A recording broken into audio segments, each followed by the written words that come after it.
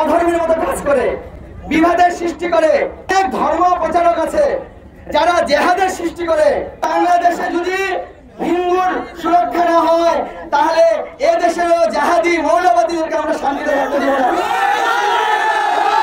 বাংলাদেশে অহরহ হিন্দুদের উপর নির্যাতনের বিরুদ্ধে গুমরায় বিবেক বাহিনী সামাজিক সংগঠনের ব্যবস্থাপনায় আয়োজিত হল এক প্রতিবাদী সভা ও মিছিল। বুধবার গুমরা রূপসী বাড়ি মন্দির প্রাঙ্গণে প্রথমে অনুষ্ঠিত হয় এ নিয়ে এক প্রতিবাদী সভা। বাংলাদেশের ইসলামী কট্টরপন্থীরা পরিকল্পিতভাবে হিন্দুদের হামলা, হত্যা, শ্লীলতাহানি, ধর্ষণ এবং তাদের সম্পত্তি, দেবদেবী এবং মন্দিরে আগুন দেওয়া, ভাঙচুর করা এবং লুটপাট চালিয়ে যাচ্ছে। সভায় এ নিয়ে ক্ষোভ ব্যক্ত করেন বক্তারা। বলেন, ছাত্র আন্দোলনের নামে এখনো বর্বরোচিত ঘটনা অত্যন্ত বেদনাদায়ক ও মর্মস্পর্শী। ফলে পার্শ্ববর্তী রাষ্ট্র হিসেবে নির্যাতিত হিন্দু সনাতনীদের পাশে দাঁড়ানোর পাশাপাশি মানবিক সহায়তার আহ্বান জানান তারা। প্রয়োজনে তাদের সহায়তায় সেই দেশে যেতেও পিছপা হবেন না বলে হুঙ্কার দেন। বাংলাদেশের কট্টরপন্থীদের কড়া ভাষায় হুঁশিয়ারি দেন বক্তারা। এরই সঙ্গে ভারতের সেকুলার জননেতাদেরও এক হাত নিয়ে বলেন, বাংলাদেশের হিন্দু সনাতনীদের উপর আক্রমণ হচ্ছে, আজ তারা কোথায়? কোথায় তাদের প্রতিবাদ? বক্তব্য রাখেন বিজেপি কালাইন ও পশ্চিম কাটিগড়া মন্ডল সভাপতি যথাক্রমে নিত্যগোপাল দাস ও সুব্রত চক্রবর্তী, সঙ্গে রমল দাস, জয়ী সূত্রধর সহ আরো অনেকেই। এদিন মিছিল শেষে গুমরার রাজপথে দাঁড়িয়ে কালাইন জগন্নাথ মন্দিরের সেবায়িত মায়াপুর চন্দ্রোদয় দাস তোপ দাগেন বাংলাদেশের জিহাদি কট্টরপন্থীদের বিরুদ্ধে। বলেন, আজ থেকে 500 বছর আগে চৈতন্য মহাপ্রভু কাজের বিরুদ্ধে লড়াই করেছিলেন লক্ষ লক্ষ ভক্তদের নিয়ে। তাই ধর্মকে বাঁচাতে একজোট হয়ে এগিয়ে আসতে হবে সনাতনী হিন্দুদের। সব সনাতনীকে একজোট হওয়ার আহ্বান জানান তিনি। প্রতিবাদী মিছিলে নেতৃত্ব দেন বিবেক বাহিনীর সামাজিক সংগঠনের পক্ষে অনিল দাস, ভোলাচাঁদ রায়, অসিত দাস, দীপক বৈষ্ণব প্রমুখ সহ বিভিন্ন হিন্দুত্ববাদী সংগঠনের স্থানীয় নেতৃত্ব বৃন্দরা। ব্যুরো রিপোর্ট, আজকের বরাক। কৃষ্ণ কৃষ্ণ কৃষ্ণ কৃষ্ণ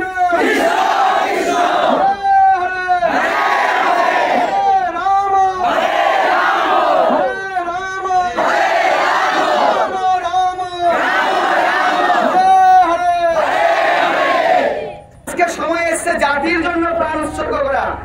ভয় করলে চলবে না। যদি তারা ভয় না করে, আমরা কেন ভয় করবো? তারা যদি আমাদের মঠ মন্দির ভাঙতে ভয় না করে, আমাদের মা বোনকে বলাৎকার করতে ভয় না করে, আমরা কেন ভয় করবো? ওকে বলুন, বাংলাদেশের যে ছাত্ররা ছিল তার মধ্যে কোনো হিন্দু ছাত্র নেই? আছে কিনা?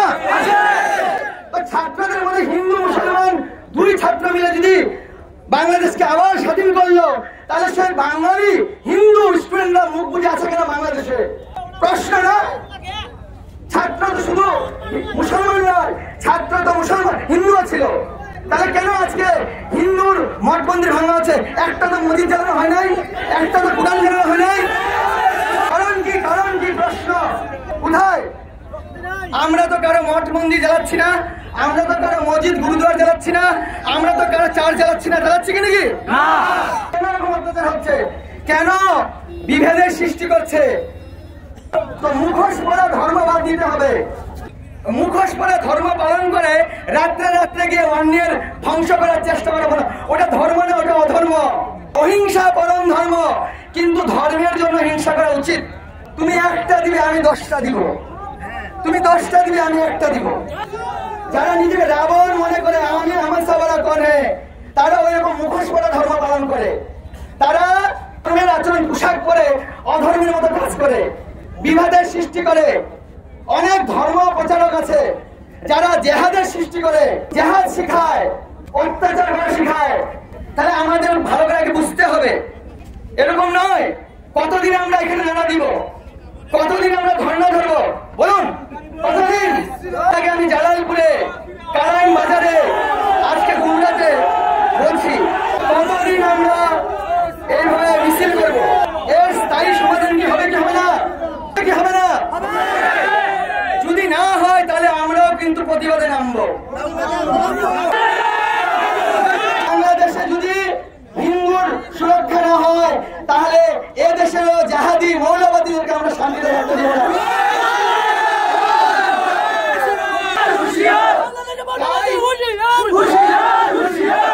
তাই বলছি, সমস্ত হিন্দু মা বোনদেরকে লড়াই করতে শিখুন। বাঁচার জন্য প্রতিদিন আপনি কিছু সেগুলো করুন ব্যবস্থা। আপনার বাড়িতে আপনিও ব্যবস্থা রাখুন কিছু ধান আর তরুণের।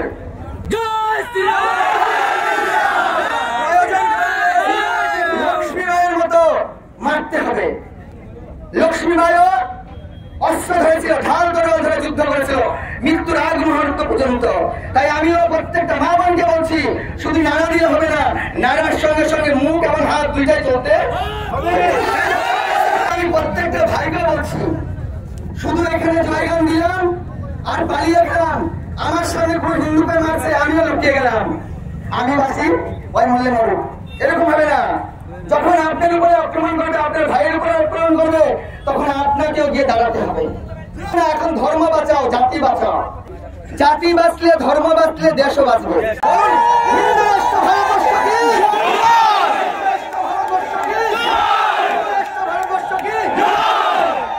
সবাই মিলে আমরা হুঙ্কার দিব যাতে অতি সত্তর আমাদের ভারত সরকার ভারতকে হিন্দু রাষ্ট্র বলে ঘোষণা করে।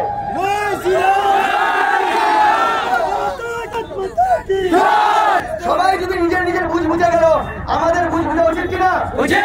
আমরা কোথায় যাব বলুন?